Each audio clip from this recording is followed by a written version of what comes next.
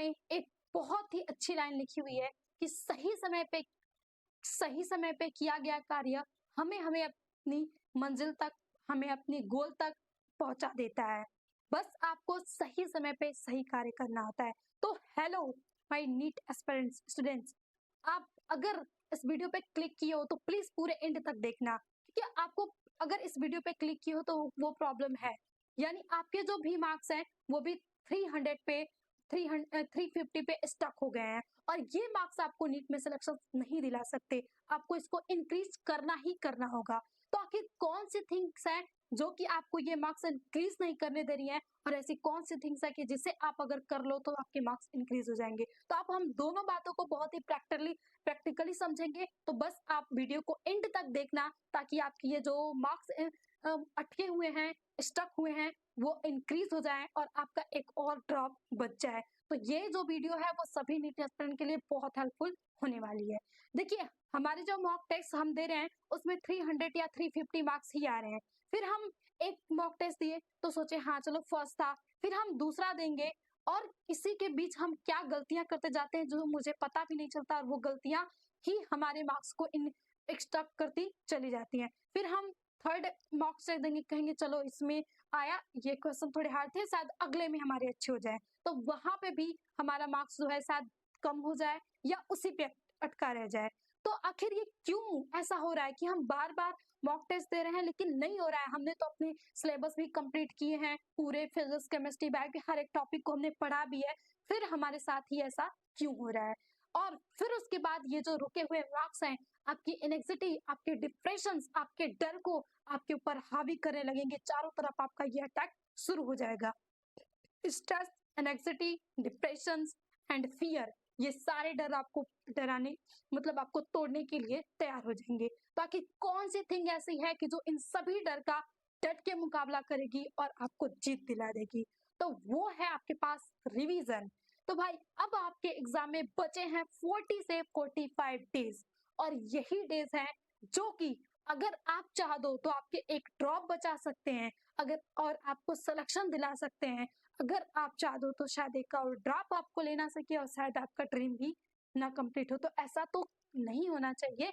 आप जितने भी प्यारे नीट स्टूडेंट हैं, अगर वो हार्ड वर्क कर रहे हैं तो उन्हें उनकी मेहनत का फल मिलना चाहिए। तो आखिर क्या गलतियां हैं भाई, उस गलतियों को हम देखते हैं।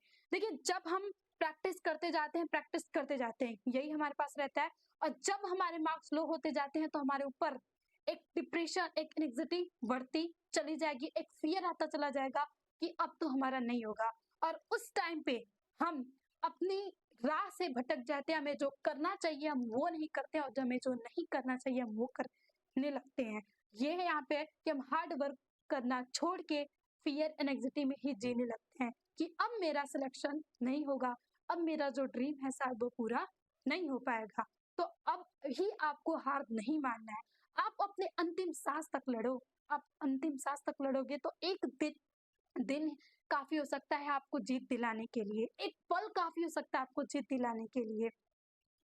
तो देखिए, आपके मार्क्स को अगर इंक्रीज करना है तो आपको क्या करना होगा वो थिंग सुनिए। देखिए, सबसे पहले आप जो एनटीए ने सिलेबस दिया है उस सिलेबस को फाइंड आउट करो, क्योंकि जल्दी ही उसने अपडेट किया। भाई, एनटीए ने भी एक गलती तो बच्चों पे थोपी ही है कि वो बस बहुत कम टाइम बचा रहता है, सिलेबस अपडेट कर देता है। अब इस समय बच्चों पे क्या बीतती होगी शायद उसे तो ना पता हो, लेकिन हम टीचर्स, आप सभी स्टूडेंट्स एक लिंक को समझते हैं।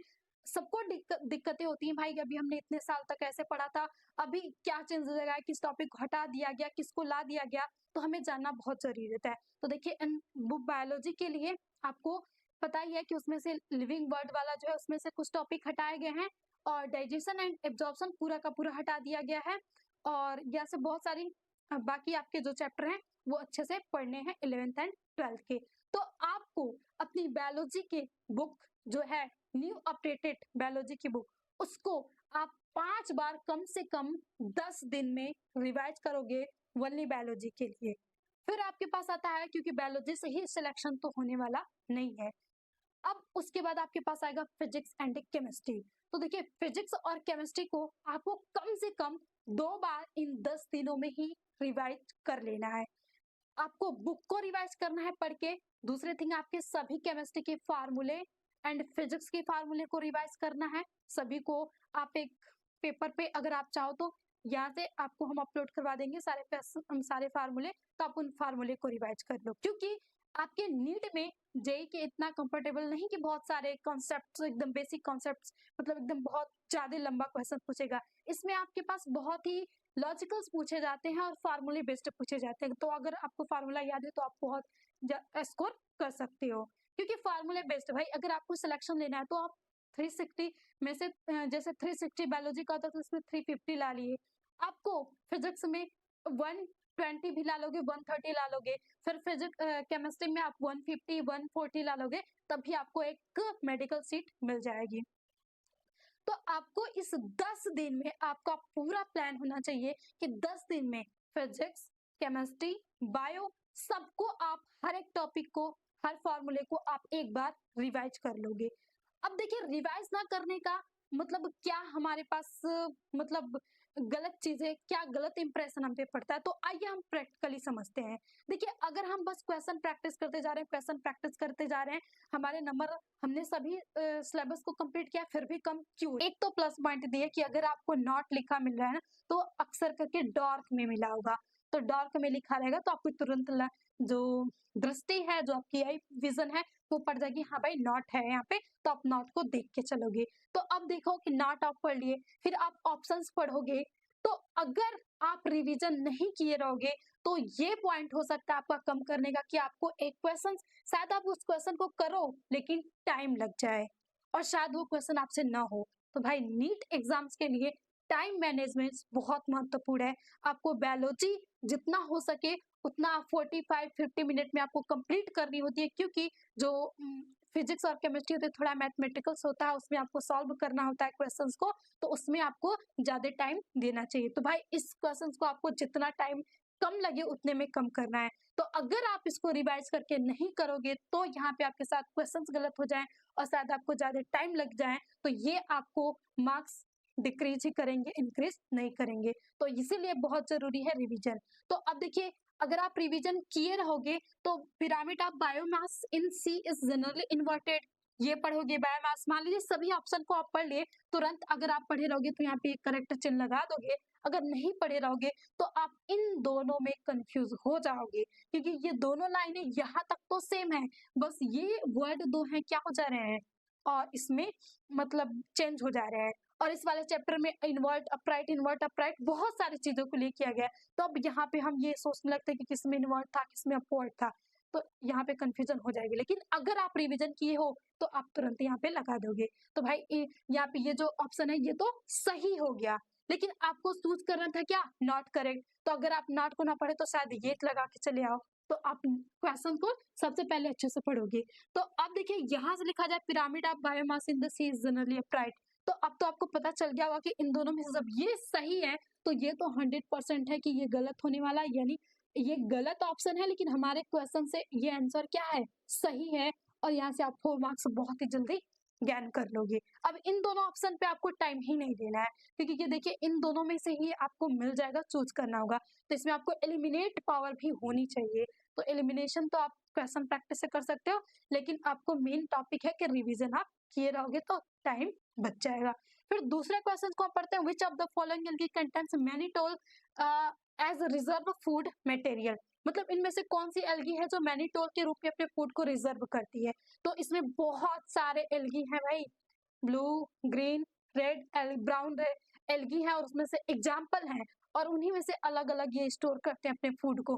तो अगर आपको यहाँ पे ब्लू, रेड, ब्राउन लिखा रहता तो बहुत आसानी से आप लगा सकते हो, लेकिन भाई एग्जाम्पल सेम थिंकिंग, मतलब राइम्स में नाम है तो थोड़ी कंफ्यूजन हो जाती है। तो इस कंफ्यूजन को दूर करने का आपका मेन यही एक हथियार है कि आप रिवीजन करके रखो, रिवीजन रहेगा तो आप तुरंत लगा लोगे। तो अगर आपका रिवीजन है तो यहाँ से आप पढ़ोगे एक्टोकार्पस, ग्लेसिरेरिया, वॉलवॉक्स, यूलोथिक्स, तो आप रिवीजन है तुरंत करोगे। भाई वॉलवॉक्स तथा यूलोथिक्स ये तो आपके किस फॉर्म में करते हैं, स्टार्च के रूप में करते हैं, मान लीजिए इसका मैनिटोल का नहीं याद रखा। ग्रेसिलेरिया हो गया तो ये क्या करता है, फ्लोरीडीन स्टार्च के रूप में करता है, तो भाई जो बचा वही मैनिटोल का करता होगा। देन ये जो है क्या है, यही आपके पास मैनिटोल 12 करता है, यानी ये करेक्ट ऑप्शन हो गया। तो अगर रिवीजन करोगे साथ यही ऑप्शन आपको अलग चेहरे के साथ आ जाए। देखिए, अगर आप पीवाईक्यू तैयार किए हो, अगर आप मॉक टेस्ट दिए हो, तो क्वेश्चंस उसी से आएंगे, क्वेश्चन सेम होंगे, बस थोड़े से इसके चेहरे बदले होंगे। तो उन चेहरे बदले हुए को समझने के लिए आपको अपनी रिवीजन की जो हथियार है उसको एकदम फुल लोड करके रखना होगा। अगर वो फुली लोडेड है तो आप एकदम तुरंत, चाहे कितने भी चेहरे बदल के क्वेश्चन आ जाए, आप तुरंत वहां पे करेक्ट लगा दोगे। क्योंकि भाई देखिए, अब ऐसे मैंने टोल के रखा है तो केवल एक तो कॉर्पस तो ओनली है ही नहीं, यहाँ पे आपके पास आ जाएगा, वहां से लैमिनेरिया भी आ जाएगा, सारागासम भी आ जाएगा। तो ये सभी करते हैं भाई मैनिटोल के रूप में। तो वही है, यहाँ पे फेस चेंज करके क्वेश्चन आए और उसका सामना आपके एक ही हथियार कर सकता है कि फुल लोडेड रिवीजन हो। तो आप अपने रिवीजन को अच्छे से अगर किए रहोगे तो आपके जो मार्क्स हैं वो 300 से 600 तक बहुत जल्दी इन 40 से 45 डे में पहुंच जाएंगे। तो आप 10 दिन में अपने पूरे सिलेबस को एक बार, जो अपडेटेड सिलेबस है, रिवाइज करके फिर मॉक टेस्ट दो। 100% की गारंटी है कि आपके जो मार्क्स होंगे वो एक बार अगर 20 नंबर भी इंक्रीज हुए ना, तो आपके अंदर एक डूइंग पावर आ जाएगी और फिर आप खुद ब खुद रिवाइज करोगे। हाँ, मैंने एक बार रिवीजन किया तो इतने मार्क्स मिले, तो हम फिर रिवीजन करेंगे तो हमारा और मार्क्स आएगा। और ऐसे कैसे करते करते आपके ये जो 40 से 45 डे हैं, कब इतना प्रोडक्टिव बन जाएंगे आपको पता भी नहीं चलेगा। और आपके मार्क्स 300 के शायद आप जितना सोचे उससे भी आगे चला जाएगा एग्जाम में शायद, और आपको ये बहुत ही ज्यादा बेनिफिट दे सकता है। तो यही है कि आप ये गलती कभी ना करें कि आप इन दिनों में रिवीजन को छोड़ दें, केवल क्वेश्चन प्रैक्टिस करें। आप क्वेश्चन प्रैक्टिस करने के साथ साथ आप यहाँ से रिवीजन भी करते रहोगे। और अगर आपका कोई चैप्टर ऐसा रह जाता हो कि जिसे शायद आप पूरे ईयर में ना पढ़े और आपको थोड़ा हार्ड लगता हो, अनटच हो, तो उसको आप वन शॉट किसी भी टीचर का जिसे आपको अच्छा लगता हो, तो वन शॉट भी, ये नहीं कि आप बहुत 4 से 8 घंटे वाला लेके बैठ जाओ। भाई जो छोटे चैप्टर्स हैं आप उनको 1 घंटे ही रखो, जो बड़े चैप्टर हैं मैक्सिमम आप 2 घंटे में उसको रिवाइज कर लो, सारे कंसेप्ट को क्लियर कर लो। तो यही एक हथियार है आपका रिवीजन ही, जो कि आपके मार्क्स को इंक्रीज कर सकता है। तो बस इस हथियार को फुली लोडेड करके रखो और आपके नीट में सिलेक्शन लेने से कोई भी रोक नहीं सकता, और आपके ये 300 से 600 तक मार्क्स इंक्रीज होने से भी कोई नहीं रोक सकता। आपके 600 से 650 आ जाएंगे और 650 से शायद 700 तक भी पहुंच जाए, अगर आप अच्छे से बस इस समय जो वर्क करना है वो काम किए तो वही पहले हमने जो लाइनें बोली कि सही समय में किया गया कार्य आपको आपकी मंजिल तक पहुंचा देगा। तो आपका वो समय ये है कि आप केवल इस समय जितना हो सके हार्ड वर्क कर लो। इसमें आपको गलत थिंक कभी नहीं करनी है कि आप डर जाओ, पहले ही हार मान लो, पहले ही फियर एंग्जायटी को आ जाने दो, पहले ही लोगों के जो ताने होंगे उनको सोच लो कि भाई अब तो मुझे सुनना ही है। तो उन सब चीजों को अवॉइड करके बस आप इस समय, आपका बस यही एक थिंग है कि आप केवल hard work, hard work, hard work करते रहो। आप अपने 100% दे दो, फिर उसके बाद जो भी रिजल्ट आएगा ना, फिर आप उससे, आपको अंदर कोई एक्सक्यूजेस नहीं रहेंगे। और जब वो एक्सक्यूजेस आपके अंदर नहीं रहेंगे तो आप आगे अपनी जो भी मंजिल है उसको आप बहुत आसानी से हासिल कर लोगे। शायद आपको एक ड्रॉप लेना पड़े ना, तो आपको उतना ज्यादा दुख ना, हाँ कि हमने 100% दिया था, शायद अब हम थोड़ा सा और मेहनत करें तो हमें सिलेक्शन मिल जाए। तो बस आप जिस भी एग्जाम की तैयारी करो, जिस भी फील्ड, जिस भी मंजिल के जाओ, बस अपना 100% दे दो। उसके बाद जो रिजल्ट आएगा ना वो आपको संतुष्ट करके रखेगा। आप दुनिया को संतुष्ट ना कीजिए, आप खुद को संतुष्ट करने के लिए बस मेहनत कीजिए। क्योंकि ड्रॉप लेना एक नीट के लिए, बस ड्रॉप एक वर्ड नहीं है, एक नीट के लिए इसके पीछे क्या फीलिंग होती है ना, ये समझना बहुत ही मुश्किल है, बहुत ही हार्ड है, बहुत ही दर्दनाक है। क्योंकि उसके रिस्पेक्ट पे बहुत ठेस पहुंचती है भाई, सेल्फ रिस्पेक्ट पे पहुंची ठोस इतनी आसानी से नहीं झेली जा सकती। अगर कोई हम पे वार कर दे, तलवार से वार कर दे, वो सहन हो सकता है, लेकिन सेल्फ रिस्पेक्ट के वार सहन करना बहुत मुश्किल हो जाता है। और यही मुश्किलें शायद कई सारे बच्चों को गलत कदम उठाने पे मजबूर कर देती हैं। तो बस आप अपने साथ ये ना होने देना, आप मेहनत करो, बाकी जो रिजल्ट्स आएगा वो रिजल्ट्स आपकी पूरे फ्यूचर को नहीं डिसाइड करेगा। आप अगर हार्ड वर्किंग हो तो आपको आपकी मंजिल मिल के रहेगी, आप एक अच्छे लाइफ जी के रहोगे। तो अगेन थैंक यू, मिलते हैं नेक्स्ट सेशन में। तो आप जितना हो सके ये अपने दोस्तों को शेयर करिए, क्योंकि नीट एस्पिरेंट्स के लिए इस समय इस वीडियो की बहुत जरूरी है। क्योंकि सभी डरे सहमे तो हुए हुए हैं, तो उन्हें थोड़ा-सा एक पॉजिटिव थिंग मिल जाए अगर आप इस वीडियो को शेयर करेंगे तो। अगेन थैंक यू, मिलते हैं नेक्स्ट सेशन में।